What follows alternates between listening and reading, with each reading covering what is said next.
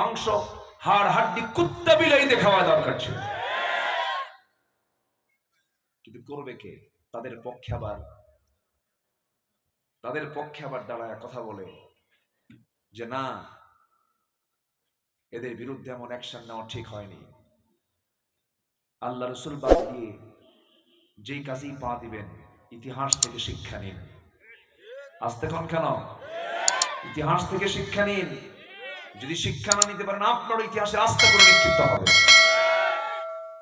আপনাদের অস্তিত্ব বিলীন হয়ে যাবে। এই জন্য ইমানের সাথে সাংঘর্ষিক কোনো কাজে নিজেকে জড়ানো যাবে। আমরা ফ্রেশ ইমান আনবো। জোরে বলি ইনশাআল্লাহ। আরো জোরে বলি ইনশাআল্লাহ। ইমানটা যেন ফ্রেশ থাকে, তাহলে আর কোনো চিন্তা নাই, জান্নাত পাবোই। কেউ তো ইনশাআল্লাহ বললেন না। ফ্রেশ ইমান কি ইমান বলেন তো? ফ্রেশ ইমান, যেখানে কোনো শিরিক থাকবে না, বিদআত থাকবে না, কুফুর থাকবে না, যেখানে কোনো দুনিয়ার তৈরি করা আইনের বিশ্বাস থাকবে না, দুনিয়ার কোনো দলীয় চেতনা থাকবে না। একমাত্র দলীয় চেতনা থাকবে কার দলে? আসতে বলবেন না, কার দলে? আল্লাহর দলে। এই দেশে বহু দল আছে, সব দল কি আল্লাহর আইন চায়? বলেন, সব দল কি আল্লাহর আইন চায়? কিছু দল আছে কার আইন চায়? বলেন, কার আইন চায় বলেন তো? আমার কথাই মনে হয় আপনারা কষ্ট পাচ্ছেন। অসুবিধা হচ্ছে আপনাদের? অসুবিধা হচ্ছে আমার কষ্ট হচ্ছে। বসেছি, কিছু কথা একটু কষ্ট করে বলি, আপনারা একটু কষ্ট হলেও একটু শুনবেন। আছেন না ইনশাল্লাহ আমার সাথে?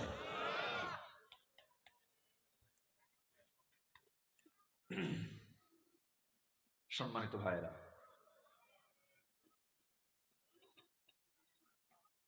ইমানহীন নেক আমলের মূল্য নেই, আবার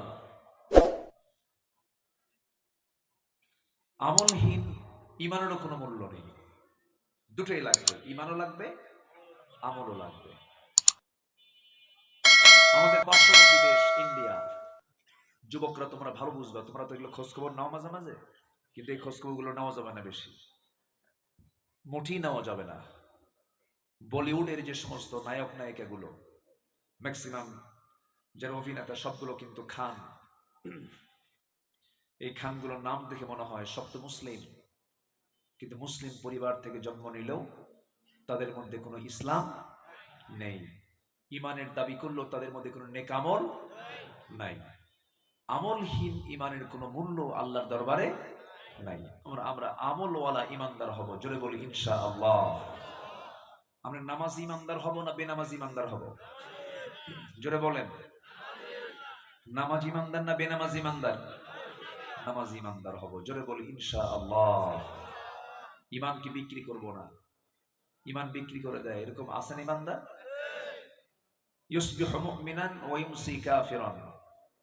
সকালে ইমানদার, বিকেলে কাফের। সামান্য এক কাপ চা দিয়েছে। কিছু দল আছে তারা আল্লাহর আইন চায়, আর কিছু দল আছে না, আমরা আল্লাহর আইন চাই না। আমরা কার আইন চাই বলে? দেখেন, আস্তে আওয়াজ আসতে হয়ে গেছে।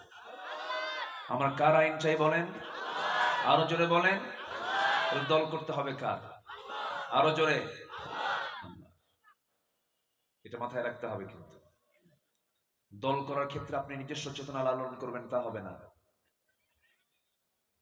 আল্লাহ রাব্বুল আলামিন বলেন, ওয়ালতাকুম মিনকুম উম্মাতুন ইয়াদউনা ইলাল খায়রি ওয়া ইয়া'মুরুনা বিল মা'রুফি ওয়া ইয়ানহাউনা আনিল মুনকার ওয়া উলাইকা হুমুল মুফলিহুন। তোমাদের ভিতরে এমন একটা দল থাকা দরকার, যে দল মানুষকে সৎ কাজের আদেশ দেবে, অসৎ কাজের বাধা প্রদান করবে। আর এই কাজ যারা করবে তারাই হবে প্রকৃত সফল কাম। জোরে কোন সুবহানাল্লাহ। সৎ কাজের আদেশ, অসৎ কাজের বাধা কি একা হয় না দল করে করতে হয়? আমার রাসূল কি একা কাজ করেছেন? বদরে একা গেছেন? উহুদে একা গেছেন? খন্দকে একা গিয়েছেন? সংঘবদ্ধ হব আমরা। আমাদের দলের নাম হবে ইসলাম। আমাদের দলের যিনি নেতা হবেন, তার মধ্যে থাকতে হবে নবীর আদর্শ। বিড়ি খাওয়ার গাঁজা খাওয়া নেতা আমরা মানি না। যে দলের দলীয় এজেন্ডায় নামাজের কর্মসূচি নেই, সেই দলের নেতৃত্ব মানাও জায়েজ নাই। সোজা সবটা কথা, রাগ করলে কিছু করার নাই। কি করবো এখন? কারণ কিয়ামতের দিন আপনি উঠবেন, আমি উঠবো। সেই দিন আপনি আমার বিরুদ্ধে মামলা দেবেন, আমি তো এটা চাবো না। আমাকে আজকে হক কথা বলে যেতেই হবে। সেই দিন সব ধরা খেয়ে যাবে সবাই। সেই দিন কোন ব্যক্তিকে তার নেতা ছাড়া উঠানো হবে না। ইয়াউমা নাদউ কুল্লা উনাসিন বিইমামিহিম, সেদিন প্রত্যেক ব্যক্তিকে তার নেতা সহ ডাকা হবে। তাহলে নেতা নির্বাচনে আমাদের চিন্তা করার দরকার অবশ্যই। বলেন পরে দরকার না আগে দরকার চিন্তা করা? বলেন আগেই দরকার। সম্মানিত ভাইয়েরা, মসজিদের ইমাম যদি বিড়ি খায় নামাজ পড়বে? কেন? কি খায়?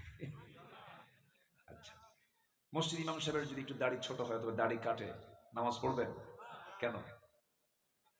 হ্যাঁ, দেখেন একজন কইছে হারাম, দাড়ি কাটা হারাম, ফাসেক। ফতোয়া কিন্তু আপনারা দিচ্ছেন, কার বিরুদ্ধে দিলেন? ইমামের বিরুদ্ধে। কেন? সেই ইমাম যদি বিড়ি খায়, সেই ইমাম যদি দাড়ি কাটে, আপনি তার পেছনে ইক্তেদা করবেন না, কারণ সে বিড়ি খায়, দাড়ি কাটে। মুসল্লির কথা হলো আমি না হয় গাঁজা খাই, হুজুর কেন বিড়ি খাবে?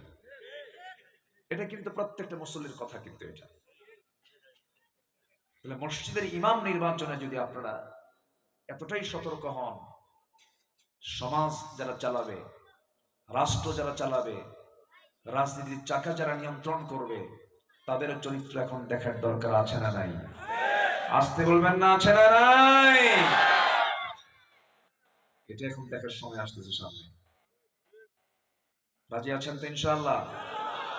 আল্লাহ বোঝার তৌফিক দান করুন। জোরে বলে আমিন। আল্লাহ রাব্বুল আলামিন বলেন, এক নাম্বার সফলতার শর্ত হলো ঈমান টানতে হবে নেক আমল সহ। ইন্নাল্লাযীনা আমানু ওয়া আমিলুস সালিহাত লাহুম জান্নাতুন তাজরি মিন তাহতিহাল আনহার যালিকাল ফাওজুল কাবীর। সূরাতুল বুরুজ আয়াত নাম্বার 11।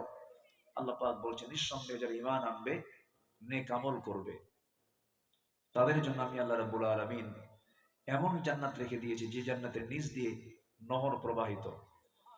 জান্নাতের মধ্যে থাকবে হলো 4টা নহর। বলেন কয়টা নহর?